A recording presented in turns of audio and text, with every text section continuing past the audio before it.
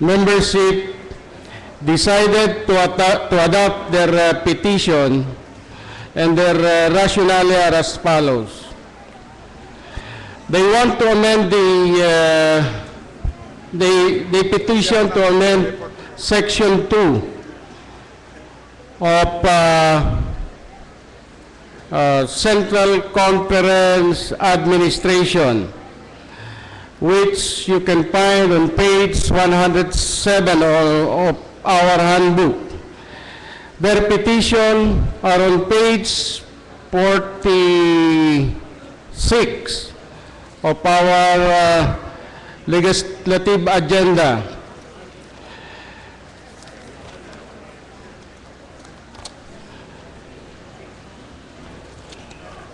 The reason why they made their petition, I'm talking of the petition of the Council of Finance and Administration. One, to simplify some of the provision in order to be more descriptive in nature. Second, they want to insert and or add some provisions that would define more of their functions. Remember that 2 days ago, you are asking the duties of the treasurer.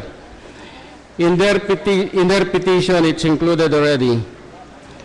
And third, to minimize the cost of meeting by reducing the number of its membership and the frequency of their meeting. And third, to include the approved action of COCO number 2004/360 regarding the minimum qualification of the nominee for the position of treasurer. Well, of course, when we discuss their petition, we notice some of the provision that needs to be amended, and this is our position. We approve the petition submitted to us 301 for approval of this conference with minor modification on Article 1 and 2 as follows. Article 1, Paragraph 2, to read as follows. In order that all members of the United Methodist Church may share in its manifold ministries at home and abroad, and that the work committed to us may prosper, following the financial plan that has been duly approved and adopted. Yun po yung aming modification sa Article 1, Paragraph 2. And then on Article 2, the council shall be composed of 12 members, of whom 9 will be selected from among the chairpersons of the Council on Finance and Administration.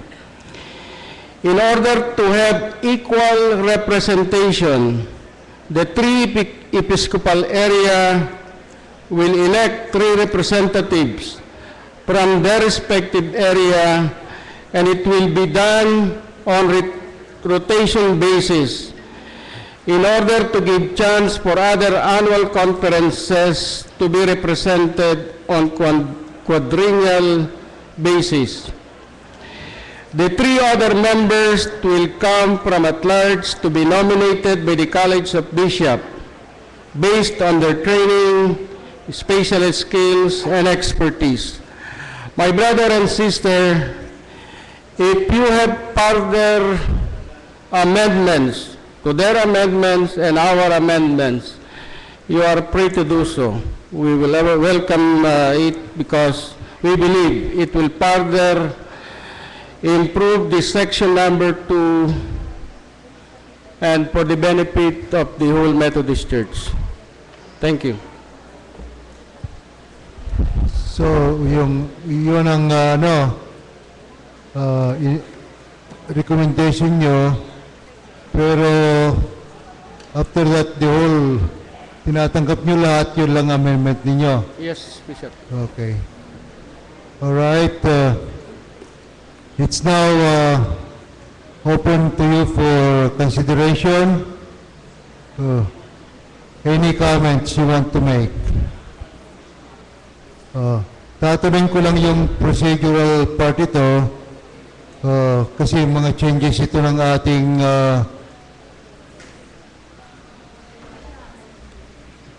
ating book of discipline ito, no? Yes, yes, Changes. Mr. So ito changes ito, may procedure ba tayo dito o pwedeng diretso tayong gumawa nito? Right. Tinatanong ko lang yung marunong sa inyo. Kung di kayo marunong, huwag kayong sumagot. Diretso, ha? Kasi baka ma-technical na naman tayo dito. Saan? Kasi kung bukas yung mga doors, ay hirap makita. Alright, go ahead. Shoni Ayo Eduarte from QC Paste. Bishop, my question is, if this petition would be approved, the implementation would be on the 2016, or it will be effective immediately? Anong understanding niya? Well, we did not discuss that, but based on my opinion, I would rather or suggest to implement it immediately because this will help our conferences to implement, especially the Council on Finance and Administration. Okay. Bishop, Yeah.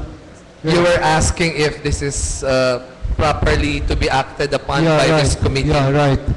Bishop, I think the resolution is identified as a resolution, as a petition on the plan of order and plan of organization and rules of order.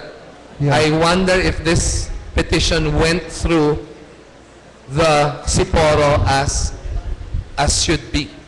Yes, it went to Siporo. In fact, we are the one discussing it during our meeting. Siporo. So this should have been reported by Siporo. If it, I don't know, Judge, if you will include this in your report. if it anything that goes through Siporo should be reported by Siporo and no longer by the legislative committee concerned. So, can we get a clarification on this, Judge Purgano?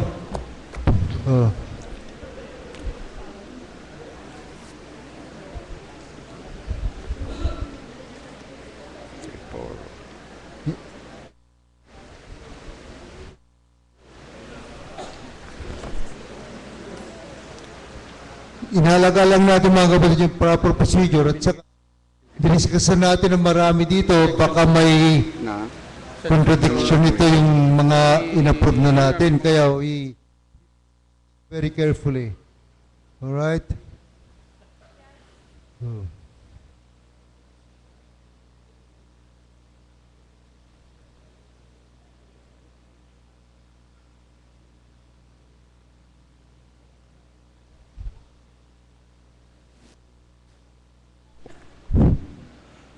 Yeah.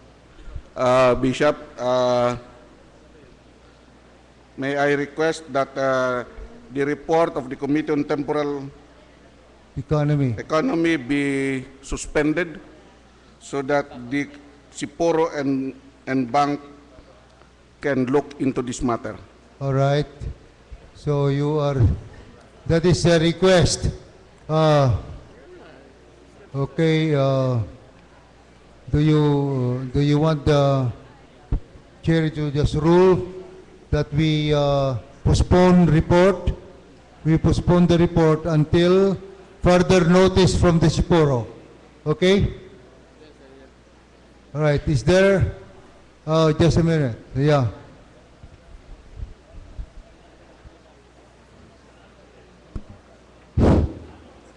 Bishop and members of this Central Conference. Jeremiah Baniked from Central Luzon. If we would look into our handbook, page 92, Committee on Temporal Economy, it says, to this committee shall be referred all matters pertaining to properties, finance and budget, and making all reports of institutions, and to interests and activities which by the law of the church are made the concern of the Board of Trustees and the Council on Finance and Administration. I think this is very clear enough that it rests within the referral to the Committee on Temporal Economy. All right. Can you answer that before the chair offers a comment? The question is this report within the job description of the temporal economy, Legislative Committee on Temporal Economy? Because what I hear is that every concerns not plan on organization, but matters concerning. So there is a difference then between plan, structure, and matters concerning temporal economy. You see my point? Yeah. So, okay. So probably it's better to accept the suggestion of the chair, Siporo chair, so that they can look at this again and see whether this is really within the job description of the Legislative Committee on Temporal Economy. All right? So let's do that. So to save time. Okay. Yung susunod ay rituals and worship. Nagsimula na ito kahapon pero tinamaan ng kidlat dahil may election. Who is reporting? Joey Galinato is not around. Are you here? Oh, Susan. All right. That's a more beautiful Joey.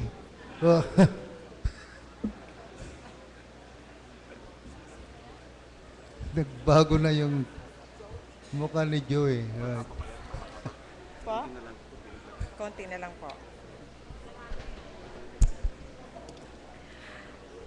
Beloved bishops and members of this conference, this is the first and final report of our committee, the Committee on Rituals and Worship. We met last December 14. Kilala mo muna sarili mo. Susan Dilioson, Secretary of the committee. We met last December 14 with 14 members present and 55 absent.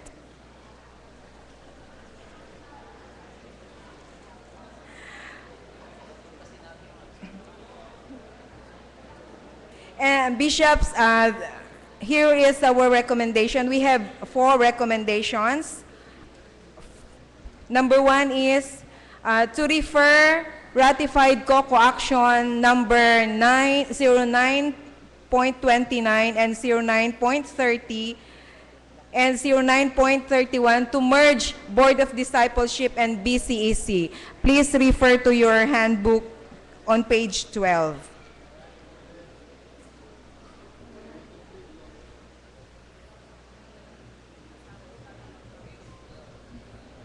Read the whole thing. Okay, another recommendation, to require the said board to report an update on this matter during the first COCO meeting after this regular session. Another thing is, in relation to ratified COCO action number 932, we recommend that a committee on hymnal and book of worship be created.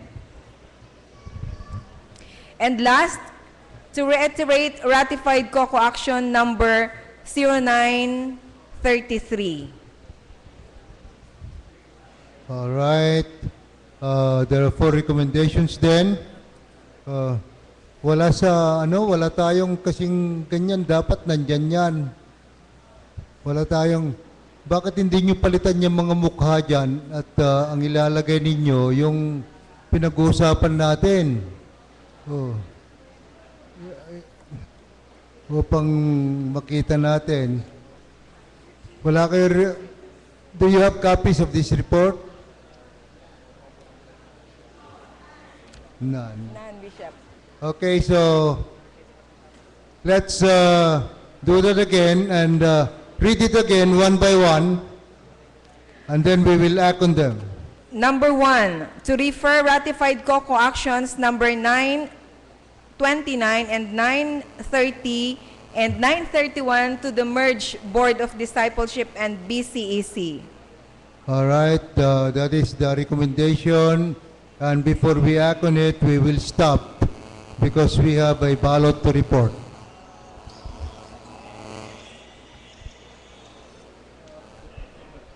Susan, you go back to your seat, and Judge Turgano, back to your seats.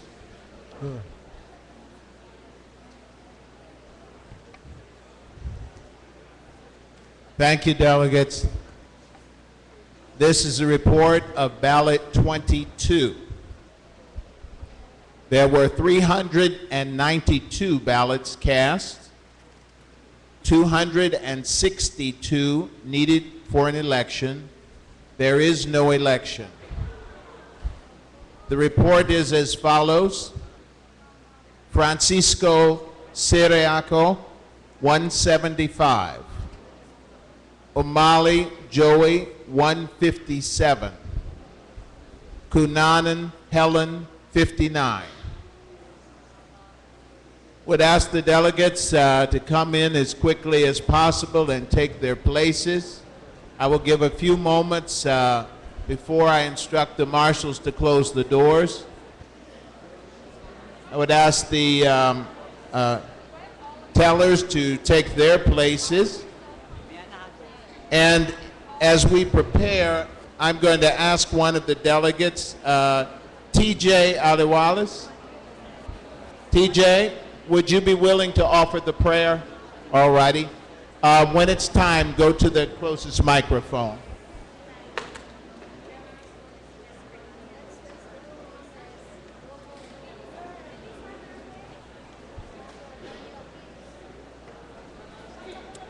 Heads of delegations, please check your count. Marshals, will you please close the doors?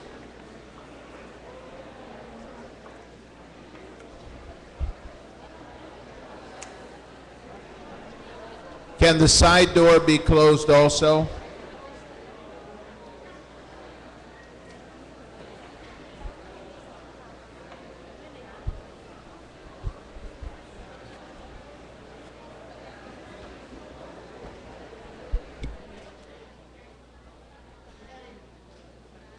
Bishop, I would like to speak as a matter of privilege. Thank you. I'm looking to yes, I recognize you. Bishops and members of this conference, one of the best gifts of the United Methodist to us, United Methodist Church to us, is bringing to this conference Bishop Brown and Bishop Sally Dick. Women in the Central Conference have been appreciating that. We, women, appreciate a church that recognizes women leaders and men leaders for that matter. We love the church that expresses this in many ways. Our Book of Discipline tells us that our church is an inclusive church. And the women's group in this conference would like to see that translated in concrete ways. We have been waiting and waiting and waiting. Our church has been here for more than 100 years. And there are a lot of women standing for Episcopal elections since then and now, and I am part of that process. They say that women are very patient. But they also say that women are so loving, and that is one of my qualities. I love the church so much. Even if I have the desire to see women in the Episcopal leadership,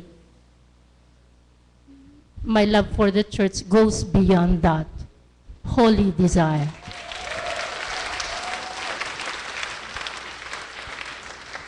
So because of this love for the church, and because there is this, I still have this hope in me that someday we Filipino United Methodists will see that women will have that space up there sitting, presiding over conferences like this. So I stand because one, because of the love, because of my love for Christ. Second, because of my love for the United Methodist Church. And I also stand because of principled women looking at that future with hope and a transformed church. This is Helen Cunanan at Pampanga, Philippines Annual Conference. Thank you. Thank you for your leadership.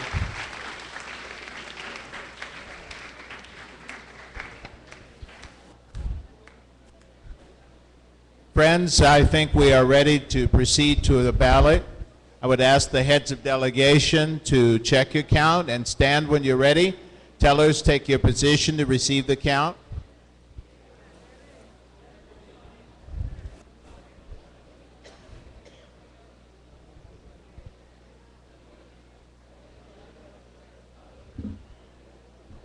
As the tellers come, heads of delegation, please give them your count.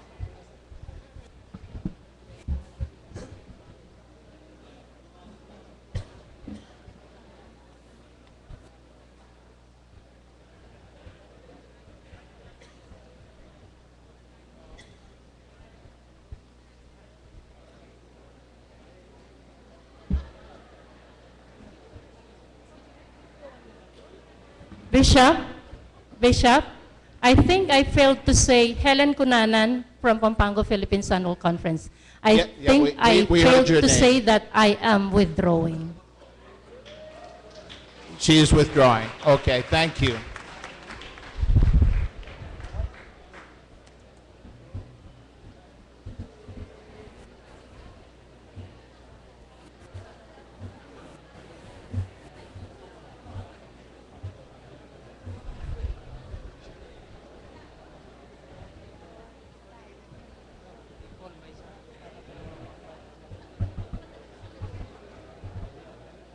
Are you ready, tellers?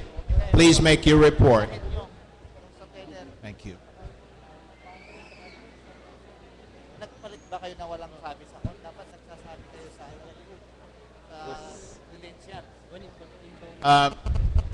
We have the count. All right, he's got in.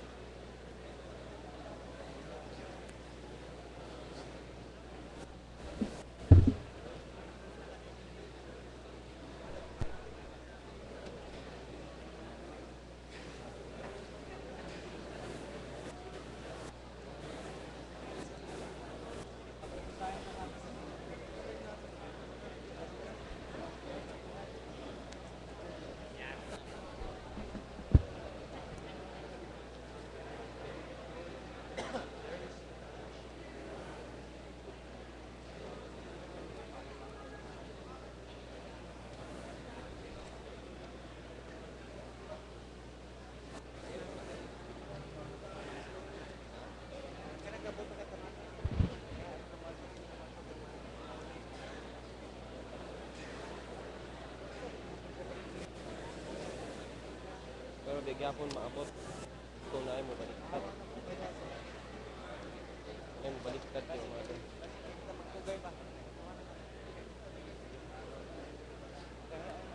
Ha?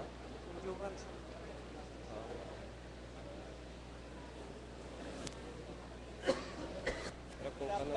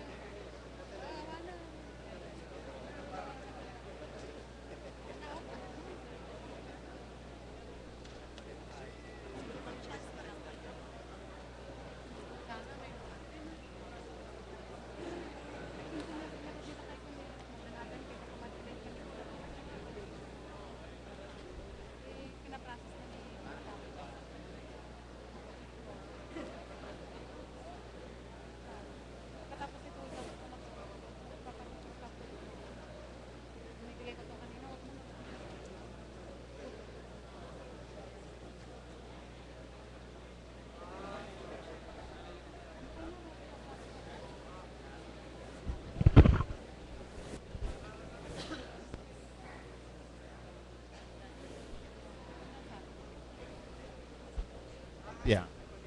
Okay. He's got a mic. All right.